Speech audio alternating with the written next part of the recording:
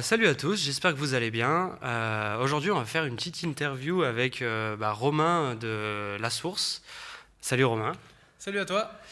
Déjà Romain, est-ce que tu peux expliquer rapidement en quelques mots, pas trop long, genre ce qu'est La Source et voilà, pourquoi il y a une salle comme ça ici à Lyon et qu'est-ce que vous y faites, quoi. Alors, pour faire simple et efficace, la source, du coup, on a monté avec Lina, donc mon associé, un projet qui était de réunir tout type de gamer, donc du simple amateur qui aimerait démarrer, qui n'a pas de PC chez lui, jusqu'à le joueur pro et son équipe. Un lieu qui pourrait répondre un peu à tous les besoins de ces personnes-là. Donc là, ce qu'on voit derrière nous, c'est la salle de jeu. Où on va pouvoir pratiquer et en gros tout va être automatisé pour que les personnes puissent venir pratiquer directement dans le lieu au travers de notre application. Ok. Tout simplement, que ce soit tournoi, simplement entraînement ou autre, en fait, n'importe quoi. Ok, et du coup il y a cet étage-là, il y a combien de PC là en tout, là dans la salle? Alors, il y a deux étages au total, 730 mètres carrés au total également en surface. La zone LAN, la zone de jeu, possède 100 PC uniques, donc on peut mettre 100 personnes en instantané directement dans la salle. Et dans l'étage inférieur, on a donc la partie gaming house, donc l'appartement pour accueillir les personnes, et les 4 studios de stream en plus de la zone d'accueil. Ok, ok. C'est cool tout ça. Combien de temps ça fait que vous avez lancé le projet? Genre le day one où vous vous êtes dit, ça y est, on essaye de construire ce truc-là, quoi. Alors le Day One, ça a été donc la société a été créée en octobre 2016 déjà. Ok. Donc ça fait déjà 4 ans qu'on se bat pour monter le projet. Mais officiellement, le Day One, ça a été ouais, 2015. On va dire dernier semestre 2015, c'est là où j'ai commencé à réfléchir à certaines choses. J'ai rencontré des personnes avec qui j'ai réfléchi. Et donc j'ai eu une idée, j'ai monté cette idée, j'ai participé à des concours entrepreneuriaux et autres. Lina m'a rejoint pendant ce cursus. Et à deux, on a dit, let's go, allez, on va jusqu'au bout. Et suite à notre première victoire d'un concours entrepreneurial qu'on a fait, on s'est dit, allez, on crée la boîte et c'est parti. C'est parti, quoi. Ok, et du coup, vous vous êtes rencontrés comment, du coup, avec Lina et vous vous êtes dit, on va monter une boîte ensemble. C'est venu comment, cette histoire? Alors, alors moi, déjà, donc, bon, je peux pas trop le cacher, je viens de Marseille, donc je suis pas natif de Lyon. En fait, j'étais agent de sécurité pendant que j'étais à la fac de Lyon 3, parce que j'étais venu sur Lyon pour ça à la base, pour apprendre la langue japonaise, parce que moi je suis un fanatique de l'univers Japon et un grand fan des jeux de combat, donc c'est un peu Ouais. notre mec là-bas pour le jeu de versus fighting. Et donc j'ai pratiqué l'agent de sécurité dans des événements comme la Japan Touch à Lyon. Et en fait, c'est comme ça qu'on s'est rencontrés d'abord avec Lina. Donc c'était pendant l'organisation de ces événements. Moi en sécurité et elle en bénévolat pour l'événement. Et on a tout de suite accroché, on s'est bien apprécié. Et en fait, suite à tout ça, moi j'ai eu l'idée qui a commencé à émerger comme je l'ai expliqué tout à l'heure. Et elle était encore en école à l'IDRAC. Et de manière naturelle, en fait, quand moi j'ai commencé à travailler sur le projet, elle avait des connaissances que moi je n'avais pas parce que moi j'ai très peu d'études. Donc du coup, elle m'a aidé une fois, deux fois, trois fois, jusqu'à ce que finalement, elle a été la première personne qui m'a un peu pris en main en me disant bon allez on va faire ça. Et elle a rejoint comme ça le projet de manière tout à fait naturelle. Ok, ok. Et j'imagine que du coup, en 4 ans, l'idée, elle a pas mal évolué. Genre, avant d'arriver à une salle de 700, enfin, un bâtiment même de 730 mètres carrés, au début, l'idée, ça devait pas être exactement la même que ça. Pas du tout même. C'est clair que c'était pas du tout ça. Autre que les jeux de combat, je suis aussi fan de l'univers des licences Blizzard. Ouais. J'ai beaucoup joué à leurs jeux, j'y joue toujours d'ailleurs. Et c'est vrai que à l'époque où moi je me disais, je faisais des petites compétitions de jeux vidéo dans ma zone avec des amis, des machins, j'avais jamais vu vraiment avancer les choses. Et je me suis dit, comment aujourd'hui je peux expliquer à des parents et aux enfants qu'est-ce que la pratique de la compétition au travers du peu d'expérience que j'avais. Et j'avais prévu à la base de créer une salle aux couleurs de Blizzard, où je répondais à cette problématique en mettant quelques PC. À la base, j'avais pas prévu plus de 10 PC, je crois. Ça a changé. Voilà. Et j'avais dit, voilà, on va jouer au jeu Blizzard et j'expliquerai au travers des compétitions de ce jeu, de leur jeu, qu'est-ce que l'e-sport et comment ça marche. Et à côté de ça, un autre problème que j'avais détecté, c'était tous les produits dérivés de cette marque-là étaient quasi inaccessibles en Europe. Et donc j'avais envie de monter un genre de petite boutique où on aurait pu facilement accéder à ces produits-là. Quand j'ai commencé à démarcher, parce qu'on m'avait appris pendant mes formations qu'il fallait faire des prospections dans les rues, balancer des prospectus, tout ça. Donc d'ailleurs, on les a retrouvés il n'y a pas longtemps. On a gardé des trucs collecteurs de ça. C'est bon ça. On a encore des flyers de cette époque-là où on avait créé des flyers, donc Blizzstore, on avait appelé ça. Donc tout ce qu'il fallait pas faire, c'est-à-dire qu'on a pris un nom déjà qui était très proche de la marque originale sans leur autorisation. On avait pris leur code graphique et leur code de police. On avait marqué Blizz comme la BlizzCon, mais on avait levé Con, on avait mis Store à la place. Enfin, on avait fait mais que des conneries. Les flyers, tous les jeux, il y avait tous les personnages. Enfin voilà, on en avait imprimé 100. Tout rond. On est allé à un truc d'impression d'étudiants. On avait imprimé 100 flyers avec notre questionnaire pour avoir des retours. En moins de 48 heures, j'avais une lettre du service juridique de Blizzard dans ma boîte aux lettres. Voilà. C'est comme ça que j'ai eu les premiers contacts avec Blizzard, c'est au travers de leur service juridique. Salut les gars, je vous aime bien, mais du coup je fais un truc pas trop autorisé, quoi. C'est exactement ça, c'est en mode bon bah voilà. Donc ça, évidemment, Blizzard nous a dit tout ce que vous faites est totalement illégal. Hein. On aimerait que vous stoppiez tout ça parce que voilà. Et en fait, on a fait. Après, on a eu des retours en fait de ces questionnaires-là qui nous disaient mais ce serait bien que vous rajoutiez ça dans la salle, que vous rajoutiez ça. Et en fait, on s'est dit en fait, il y a une demande et on voulait savoir qu'est-ce que voulaient réellement les gens. Donc c'est à partir de là qu'on est rentré un peu en phase de co-création avec la communauté. Pendant un bon moment, on a demandé pas mal de choses. Alors si demain j'ouvre une salle, qu'est-ce que vous voulez dedans? Alors ils m'ont dit on veut ça, on veut ça, on veut ça, on veut ça. Donc on a tout pris, on a tout condensé, on a vu ce qui revenait le plus. Et au final, on s'est dit comment on rentre tout ça dans une salle? Et au final, on s'est dit, il faut minimum 500 mètres carrés pour rentrer tout ça. Donc, on est parti dans des recherches de locaux, machin. Donc, et après, voilà comment la source est arrivée après le projet Blizzstore. Ok, c'est marrant en vrai. Mais le processus entrepreneurial, c'est là où en fait il a vraiment commencé, où vous avez eu une idée, commencé à faire des conneries parce que il faut bien commencer quelque part en fait. C'est le début de l'entrepreneuriat, ça a été au moment des conneries. Hein, de toute façon, hein, ça, à mon avis, tous les entrepreneurs pourront le dire. On n'a jamais démarré correctement. Hein, c'est vrai. on s'adapte à ce qui se passe et on évolue au fur et à mesure, mais de mon entourage, de tous les entrepreneurs que j'ai eu, et des petits comme des grands que j'ai eu la chance de rencontrer, tout le monde a une petite anecdote au départ de démarrage. Hein, c'est toujours un truc comme ça. Ouais, c'est sûr. Moi, pour le coup, quand j'avais commencé ma toute première boîte, j'avais dit que j'étais spécialiste dans le marketing pour les entreprises des énergies renouvelables. J'avais fait un site, j'avais marqué ça en gros, puis j'avais mis genre tous les logos type French Tech, machin et tout. Alors qu'en fait, j'étais juste en calbute dans mon appart, avec juste un master technique là-dedans, mais aucune notion de marketing. Et en fait, j'ai décroché mes premiers clients comme ça et j'ai appris sur le tas. C'était vraiment full bullshit au début, quoi. Ok, et du coup, est-ce que, je sais que c'est vrai du coup, mais en gros, vous n'avez pas eu une progression linéaire, vous vous êtes dit, ça y est, le projet monte, etc. Il y a sûrement eu genre plein de paliers, etc.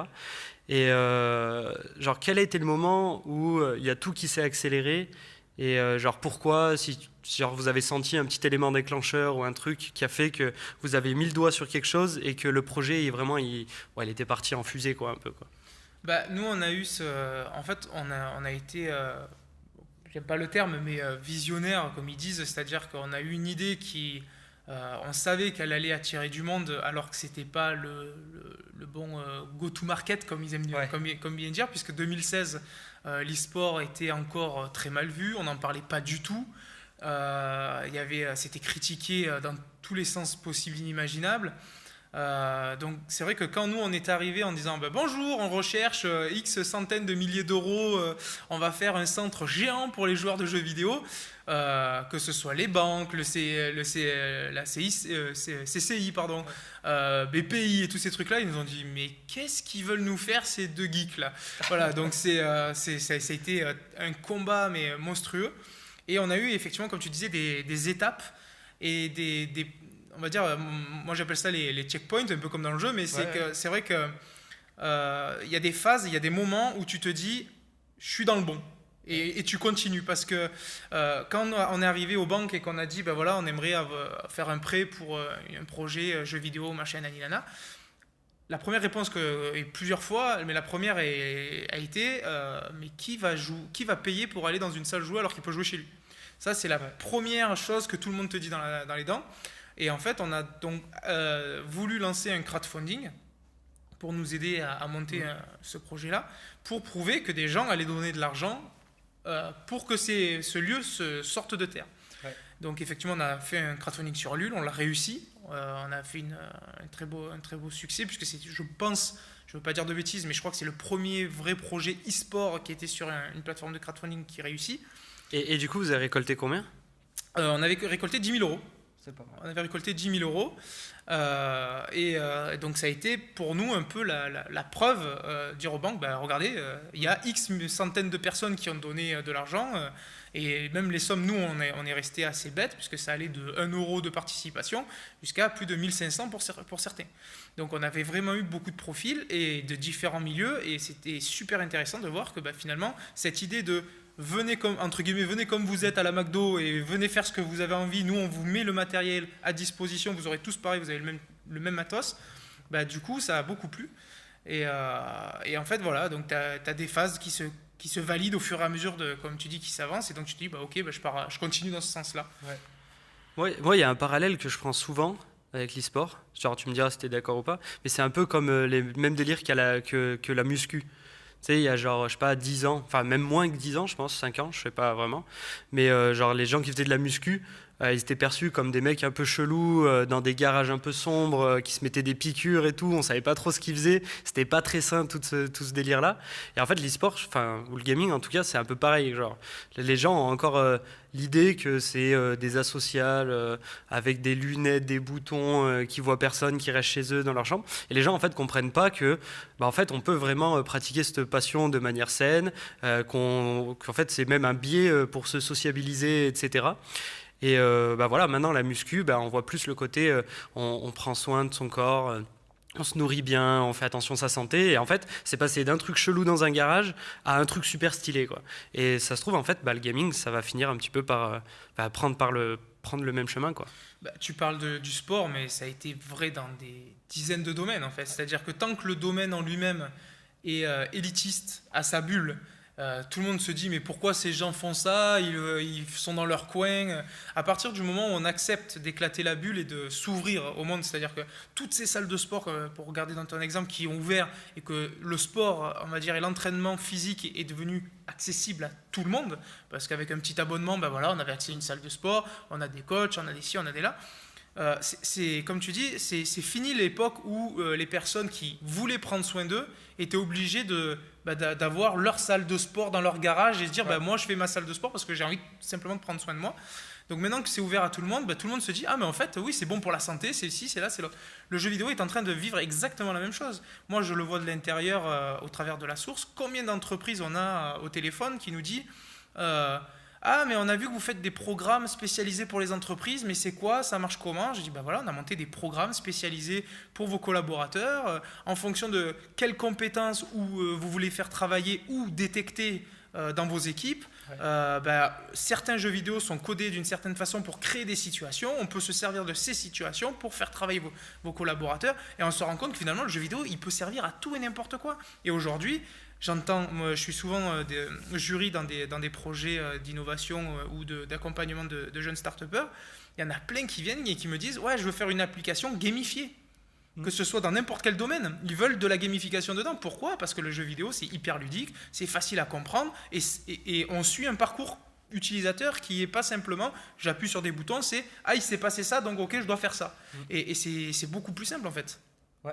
Bah ça, pour le coup, la gamification, moi, c'est un truc qui m'intéresse vachement, où j'ai écouté pas mal de confs dessus, je suis pas mal de projets qui participent à essayer de mettre ça en avant.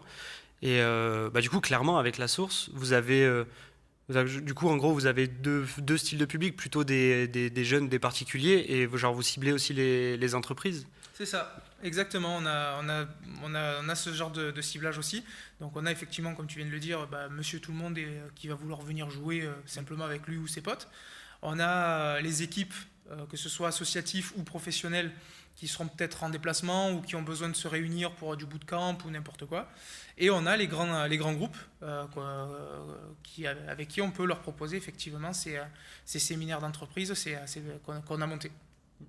Bah ça, pour le coup, moi j'ai fait la visite juste avant, et en vrai il y a vraiment genre un appart en dessous avec une chambre, genre une cuisine un peu stylée, des sanitaires privés et tout, et ça, pour le coup, c'est un super côté pratique pour les équipes pro, etc. Parce que moi, du coup, je me souviens quand on envoyait des équipes en bootcamp, en fait, on devait genre réserver la salle, etc., trouver les bons créneaux, et en plus essayer de se faire chier à trouver un appart, à les mettre bien, genre pas trop loin, gérer les déplacements et tout. Et là, en fait, vous avez tout sur place, quoi. C'est ça, c'est ce qu'on a, c'est ce qu'on a imaginé parce que justement, les deux formats que tu dis sont viables, c'est-à-dire que tu as ceux qui sont lyonnais et qui vont te dire nous on veut juste prendre un créneau parce que c'est facile d'accès, donc on prend X PC avec la team et on vient la journée, et tu as ceux qui effectivement viennent d'ailleurs et se dire putain il faut qu'on trouve un appart machin. Alors on n'en a pas 36, c'est le défaut, mais au moins on est capable d'accueillir une équipe de 8 personnes dans l'appartement, et au moins ils peuvent rester un week-end, une semaine, 2 semaines, sans problème. Ok, et du coup, on va enchaîner un peu pour des questions un peu plus, genre un peu, je sais pas privées, mais genre, du coup, quand on monte un projet, il y a forcément des hauts, des bas, etc. Est-ce que du coup, tu peux nous parler d'un moment où c'était un peu la galère, genre peut-être un peu démotivé, et du coup, comment vous avez fait pour arriver à rebondir, parce qu'au final, 4 ans, c'est long, et avant d'en arriver là, j'imagine qu'il y a des moments où c'était peut-être un peu la démotivation, quoi.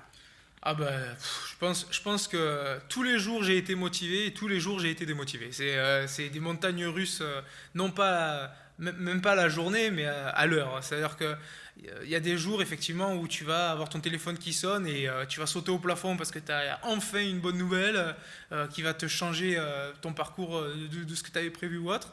Notamment l'acceptation de nos sponsors, ça a été un très gros moment pour nous. C'est grâce à eux qu'on a pu mettre en place tout ça, et nos partenaires. Et à des moments, c'est le téléphone qui sonne et que tu te dis mais pourquoi j'ai décroché. Et là, à ce moment-là, tu as presque... Lina l'a arrêté de compter, mais je crois que le nombre de fois où j'ai dit ils vont tous se faire voir et je vais tout vendre et je vais arrêter. Et je vais partir dans une ferme élever des moutons, c'est plus safe. C'est ça. Donc c'est vrai qu'on a arrêté de compter, mais je pense que si on n'a pas ces phases-là, ce biphasage dans un parcours entrepreneurial, c'est pas normal. C'est-à-dire que tout ne peut pas être noir et tout ne peut pas être blanc, et tous les jours on monte, on descend, on monte, on descend, on monte, on descend. Là par exemple on est en phase de crise sanitaire, c'est hyper compliqué. Ouais, parce qu'en fait du coup vous avez eu la salle, et genre tu me disais, genre 15 jours après ils ont annoncé, ça y est on ferme tout, quoi. Et c'est effectivement c'est la troisième salle. Je sais pas si tu connais l'histoire, pour ceux qui verront la vidéo, qui nous connaissent, ils le savent peut-être, mais si on doit, en parlant de haut et de bas, depuis 2016 on avait trouvé un bâtiment de 800 mètres carrés, on l'a perdu pour des raisons administratives. On en a trouvé un deuxième, on l'a perdu parce que le propriétaire nous a fait un coup dans le dos. Et là, on est dans le troisième. Mais voilà, donc tu vois déjà, rien que ça, tu vois, déjà, tu te dis, on est au troisième bâtiment avant de réussir à se poser dedans. Là, comme j'étais en train de dire, c'est la crise sanitaire. On est en galère totale parce que justement, comme beaucoup de gens, malheureusement, il y a des aides qui ne sont pas données parce qu'il y a toujours une raison pour que ça ne rentre pas dans les cases ou n'importe quoi. Et là, nous, comme tu étais en train de le dire, on devait ouvrir en octobre, et genre 3-4 jours avant, ils annoncent que tout ce secteur-là a interdiction de réouvrir suite au confinement. Donc on se dit, mais est-ce qu'on nous on est dedans, est-ce qu'on n'est pas dedans? Parce que ça aussi on essaie de comprendre. Il y a des espaces de coworking qui sont ouverts, nous on est fermés. Pourtant c'est assez proche. Les box de stream, au final ils sont seuls dedans, donc pourquoi c'est fermé? Enfin, il y a plein de petites choses qui font qu'on essaie de comprendre pourquoi on doit rester fermé, on essaie de se battre avec la préfecture, tout ça. Là en ce moment, tu vois, je suis un peu en phase de démotivation parce que j'ai toutes les raisons de me dire je devrais être ouvert et au final on est fermé, donc on se bat, voilà. Mais on lâche rien.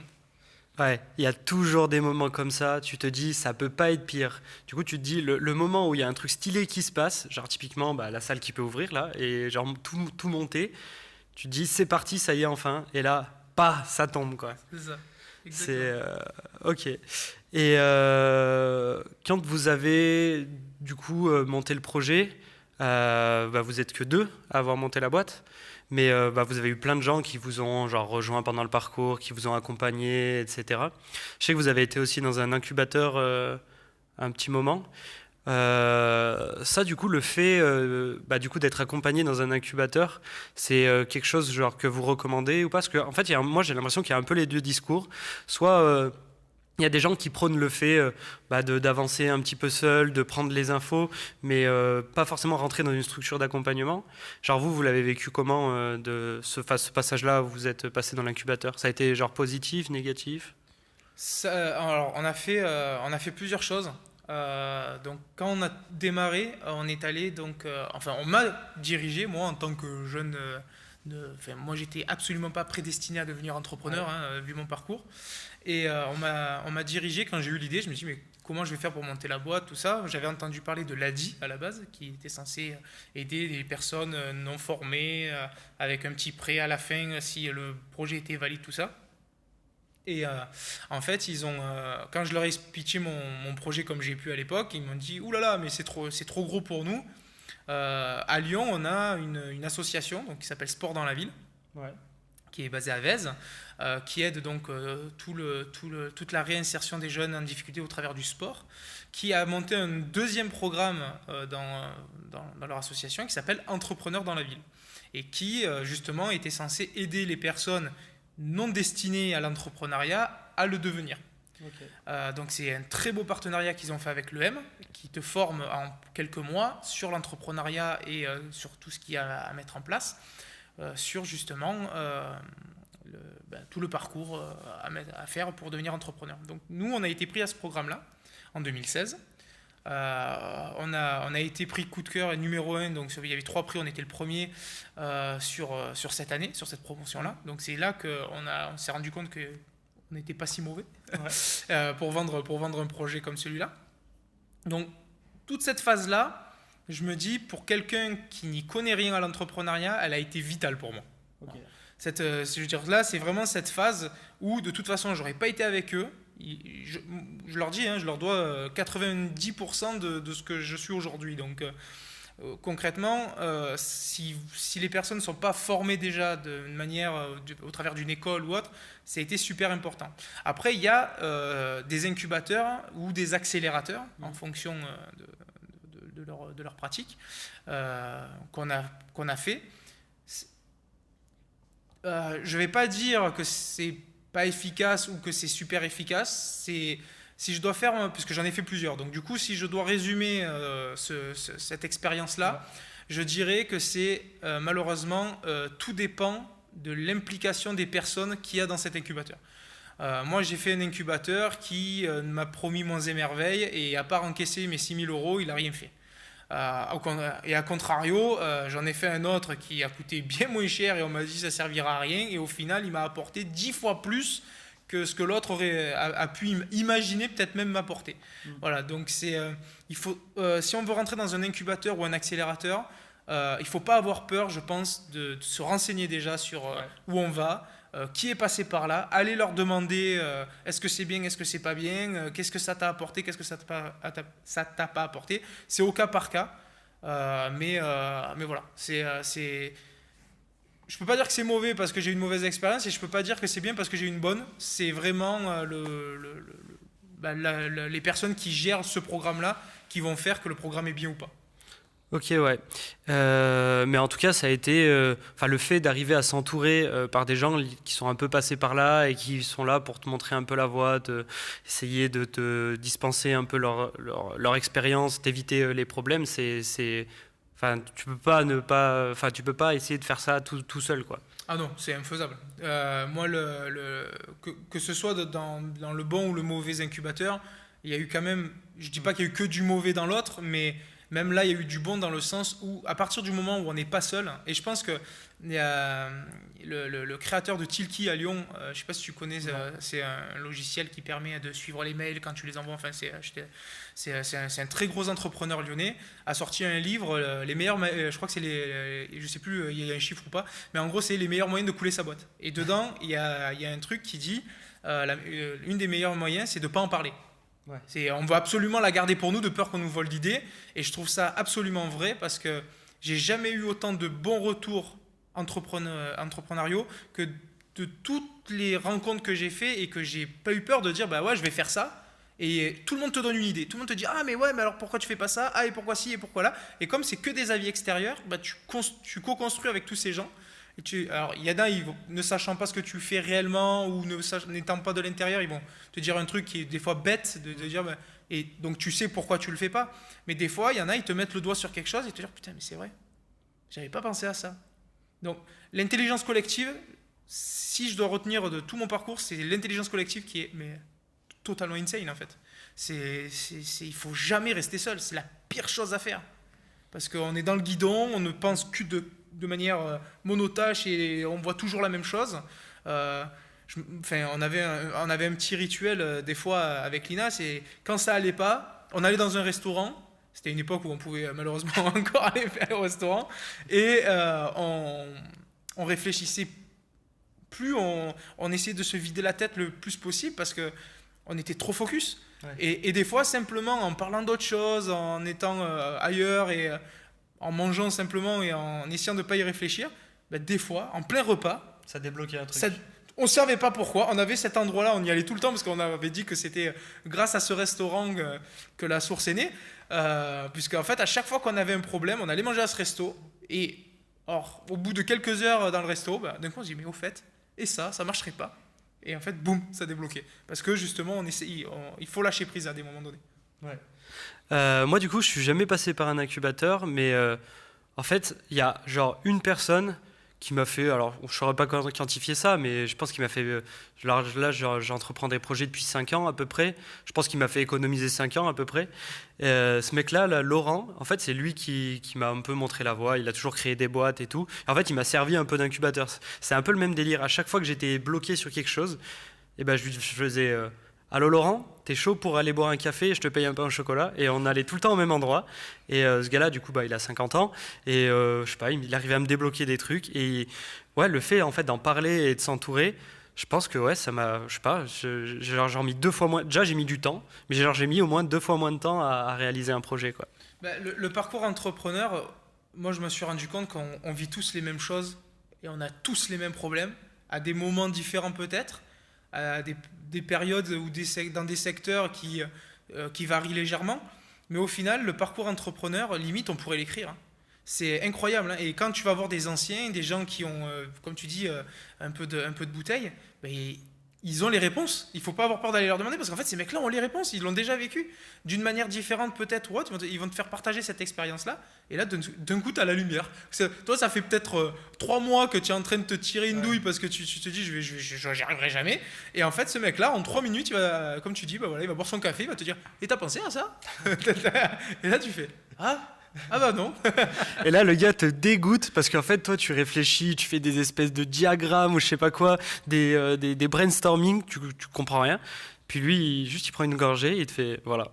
Bah, et en fait, c'est parce que ces gens-là, les gens à qui on peut se référer, en fait, ils ont développé un espèce de mindset entrepreneurial que, je sais pas, ça paraît un peu impalpable, mais en fait, ils ont une manière de penser qui a genre switché par rapport au commun des mortels ou à des gens qui ont une activité salariée depuis des années.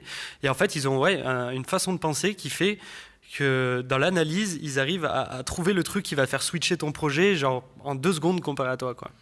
Bah, je pense que ça se travaille, c'est-à-dire que plus ils voient de projets, plus ils parlent avec des gens qui montent des projets, donc forcément ils réfléchissent dans tous les sens. Et c'est pour ça que j'aime beaucoup participer à des jurys entrepreneurs, notamment donc à Entrepreneurs dans la ville. Chaque année, quand ils appellent justement les anciens, qui veut nous aider à faire les sélections, tout ça, j'y vais tous les ans, parce que justement, ça me permet de voir comment on réfléchit certaines personnes sur de nouveaux projets. Et en tant que jury, à un moment donné, on a forcément la période, le moment d'échange. Et moi, en fait, j'oublie le mien et je réfléchis sur le projet qui m'a été présenté et je lui pose plein de questions sur et pourquoi t'as pas fait comme ça, et ça qu'est-ce que c'est, et ça qu'est-ce que c'est. Et en fait, ils s'en rendent eux pas compte, ils croient que je les emmerde à poser des questions, mais en fait, même moi, je me forme à me dire mais ah ouais, il a réfléchi comme ça parce que ça, donc peut-être que. Et en fait, je rentre dans un échange avec eux, et j'adore ça, sur comment il en est arrivé là, en fait, comment il a réfléchi, et même à moi, ça m'ouvre des portes de réflexion pour ensuite, quand je retourne sur mon projet à moi. Ouais. En fait, le fait de discuter comme ça avec d'autres entrepreneurs, d'autres gens qui ont eu ce parcours-là, ça te permet de démêler tellement de choses et même des fois, tu t'en rends pas forcément compte, mais enfin, vraiment, moi, je trouve que c'est ultra formateur, quoi. On peut pas ne pas s'entourer, quoi. Pour finir cette petite interview qui a duré déjà pas mal de temps, si tu avais genre les trois conseils suprêmes à quelqu'un qui voudrait se lancer dans l'entrepreneuriat, pas forcément une entreprise, mais rien que déjà développer un projet, on a une idée, on veut la mettre en œuvre, genre on sait pas par où partir, tu vois, le mec vraiment day one, si tu devais lui donner trois conseils, genre ce seraient lesquels? Les trois meilleurs? C'est dur ça. Je pense que déjà le premier, c'est celui qu'on parle depuis tout à l'heure, c'est s'entourer. Ne pas avoir peur de s'entourer et de poser les bonnes questions, puisque c'est vrai que souvent moi je vois qu'ils me disent ouais, j'ai papa et maman, ils m'ont dit que c'était bien ça, qu'est-ce que tu en penses? Parce que j'ai plein d'élèves qui viennent me voir, je dis oui, papa et maman c'est sûr qu'ils vont te dire que c'est bien en fait, mais il faut vraiment s'entourer correctement pour mettre à l'épreuve l'idée dès le départ. Je pense que c'est Ouais. le premier. Après, les parents, ça dépend des réactions. Moi, je sais que typiquement, moi, du coup, j'ai validé un master dans les énergies renouvelables. Ma mère, elle s'est dit, ça y est, mon fils a un diplôme, il va être ingénieur et tout. C'est vite parti en couille cette histoire et au début, elle a pas trop compris et elle a eu un peu peur, quoi. Limite, elle a essayé de me décourager un petit peu, quoi. Bah ça on va dire que le parent traditionnel qui a pas du tout, moi mes parents quand je leur ai dit je vais être entrepreneur, notre quotidien familial il était à 200 000 lieues de ce milieu-là, donc mais même mon père je sais même pas s'il savait ce que ça voulait dire entrepreneur à l'époque quoi. Ouais. Donc non c'est sûr que c'est normal qu'on pense à la protection de ses enfants, on était de moins en moins maintenant, mais nous on est la génération où école, diplôme, métier, voilà. Donc ce qui est plus du tout le cas, ou en tout cas de moins en moins.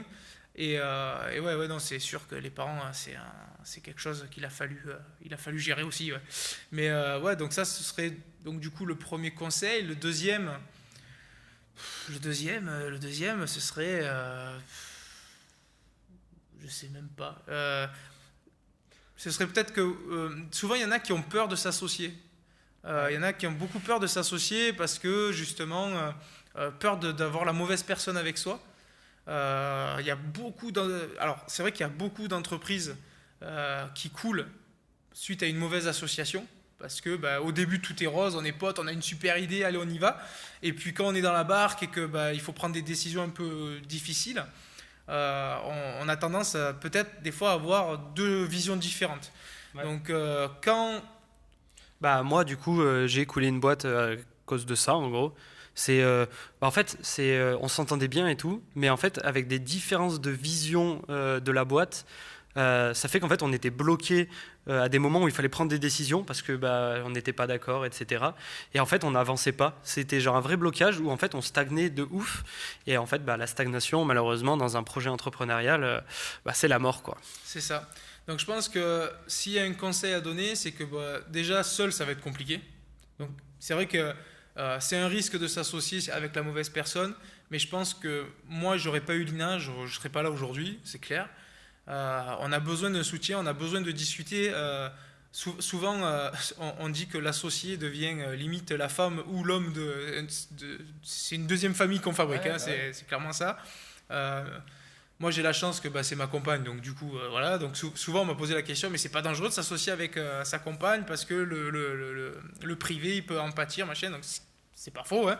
Donc il faut réussir à mettre les barrières, il faut réussir à faire ça, les choses correctement. Mais je pense que si on doit s'associer avec quelqu'un, s'assurer de la vision. C'est-à-dire que avant quoi que ce soit, c'est ok, on a la même idée, très bien. Toi, tu la vois comment dans 10 ans? Comment tu la vois dans 20 ans? Qu'est-ce que tu veux en faire? Quel est ton objectif de cette idée-là? D'être sûr de vouloir la même chose, ou même si on ne veut pas forcément la même chose, mais de se dire, ok, donc ça veut dire que nous, on peut faire un parcours jusque-là, et à partir de là, si on y arrive, on prévoit déjà une séparation. C'est-à-dire que toi, tu veux vendre des parts, moi, je veux continuer à être dedans parce que moi, je veux l'amener un peu plus haut. Toi, ça ne t'intéresse pas d'aller plus haut. Ok, comment on prévoit le truc, machin, tout ça. Il faut vraiment être clair dès le départ avec la personne avec qui on s'associe parce que tu l'as vécu. Ouais. Ça peut porter des gros soucis. Ouais, en fait, c'est un peu comme quand tu veux te mettre avec quelqu'un, quoi. Genre t'associer avec quelqu'un, c'est genre pour moi c'est un peu la même chose que se mettre en couple, quoi. C'est genre faut être un peu au courant de la personne en face, quoi. Puis en fait quand tu t'associes avec quelqu'un, c'est au final tu vas vivre avec cette personne autant que avec qui tu vis dans la vie, quoi. Tu passes tellement de temps avec ton associé, etc. que mais c'est compliqué à faire ces choix en vrai. Et du coup si t'en as un troisième, un petit troisième. Un troisième, je dirais. Les gens ils mordent pas. Souvent j'ai eu des réactions de personnes qui sont venues me voir en m'envoyant un petit MP ou un petit truc sur Discord, des messages désespérés de genre coucou, je suis là, j'aimerais bien que tu me répondes, tu vois. Et quand je leur réponds, la première chose qu'ils répondent c'est ah mais putain merci d'avoir répondu, c'est super cool, merci de te rendre accessible, tout ça. Alors moi c'est vrai que je fais beaucoup l'effort d'essayer de me rendre accessible. Certains le font moins ou certains ont énormément de difficultés, même s'ils veulent le faire, de le faire. Mais ça coûte rien, en fait, d'aller voir la personne. Les gens ont peur des fois en se disant ouais, mais lui, putain, il m'aiderait tellement, mais bon, je suis personne, pourquoi il s'intéressera à moi? Et les gens se mettent des barrières tout seuls. Moi, j'ai eu la chance de rencontrer des personnes, mais il y a 5 ans de ça, quand j'ai démarré, jamais tu m'aurais dit, tous les ministres en politique, ou j'ai eu la chance de rencontrer un ancien président, j'ai eu des personnalités du monde du sport, machin. Mais toutes ces personnes, tu m'aurais dit un jour, oui, tu vas aller manger un bout avec eux, ou tu vas... Je t'aurais rigolé au nez, mais violent. Et en fait, non, je me suis rendu compte que non, tout le monde est accessible à un certain niveau. Il faut réussir, alors certaines personnes c'est plus dur que d'autres, je ne dis pas, mais il faut réussir à lancer le bon message au bon moment des fois, et en fait la personne, elle te répond. Elle te répond. Moi, il y a des personnes, j'aurais jamais cru qu'ils me répondent, qui m'ont répondu. Et du coup, ça a permis de débloquer plein de choses, des partenariats, des machins. Donc non, ça ne coûte absolument rien de tenter en tout cas un contact avec une personne.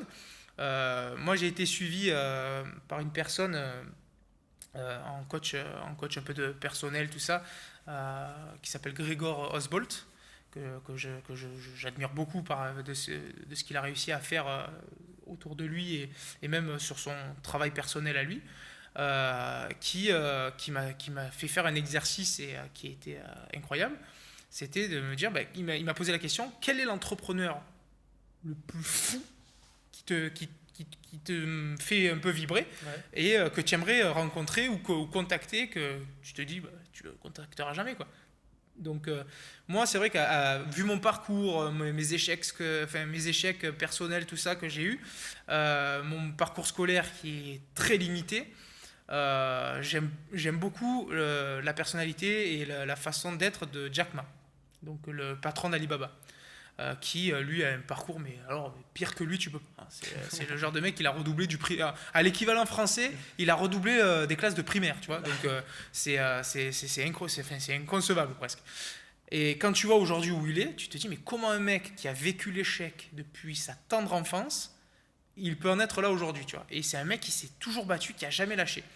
D'ailleurs, j'invite toute personne à s'intéresser à l'entrepreneuriat, de juste regarder son parcours et de voir. Et quand on voit son parcours, on se dit en fait tout est possible. On peut jamais échouer en fait. C'est pas possible. Et en fait, il m'a dit écoute, on va lui envoyer une lettre. Il m'a dit là en Chine, mais on va lui envoyer une lettre. Allez. Eh ben, truc de fou ou pas, alors je sais pas si c'est lui, je sais pas si c'est une secrétaire, voilà. Eh ben, j'ai reçu un mail, parce que j'avais laissé mon mail sur la lettre, et ben, j'ai reçu un mail de remerciement disant que ça l'avait que le mail de parce que j'avais rien demandé de spécial, j'avais dit bah voilà, je voulais simplement vous remercier de qui vous êtes, des messages que vous faites passer par internet. Moi, jeune entrepreneur français, vous m'avez un peu inspiré, j'ai monté ma boîte, un truc comme ça. Et bah, j'ai reçu un mail de remerciement en disant bah, merci, courage à toi. Voilà. Alors je sais pas si c'est lui qui l'a fait, si c'est une Ouais. secrétaire, mais j'ai eu un retour. Ouais. Voilà. Non, mais l'histoire est belle, du coup, ouais. Et ben en tout cas, merci Romain d'avoir répondu à toutes ces questions. Je sais pas, qu'est-ce qu'on peut vous souhaiter? Que la crise sanitaire passe le plus vite possible ou D'ouvrir, hein, qu'on puisse tous vous accueillir, parce que bon, c'est bien beau d'avoir une salle aussi belle, mais si on est que tous les deux là-dedans, Bah là, j'avoue, aujourd'hui, c'est un peu vite, quoi. c'est calme. Hein. Voilà, c'est sûr qu'une salle comme ça, on s'attend à ce que ce soit un peu bruyant, tu vois, parce qu'il y a quelques rageux dans les PC, mais c'est vrai que c'est très calme. Putain, j'imagine pas les 100 PC avec des gens comme moi, c'est-à-dire des gros rageux sur les jeux compétitifs, tous en même temps dans la salle, quoi. Mais bon, en tout cas, bah, on espère que ça ouvre vite. Du coup, c'est en plein cœur de Lyon, dans le 8e. Et bah, que du bon pour la suite, en tout cas. Clairement. Bah, en tout cas, on espère pouvoir vous accueillir le plus vite possible tous, pouvoir faire vivre un peu l'écosystème, parce que c'est vrai qu'on a beaucoup de demandes AMP, que ce soit des équipes, des organisateurs d'événements, tout ça, donc on sait que le besoin il est là, et c'est ça qui est le plus frustrant. Et puis bah après, il n'y a plus qu'à venir et on vous accueille, hein. De toute façon il y a de quoi faire ici. Hein. C'est sûr, ok. Et bah, à la prochaine. On se revoit bientôt, du coup, dans l'écosystème de l'e-sport lyonnais. Et puis, bah, à plus. Merci à toi. Allez, ciao.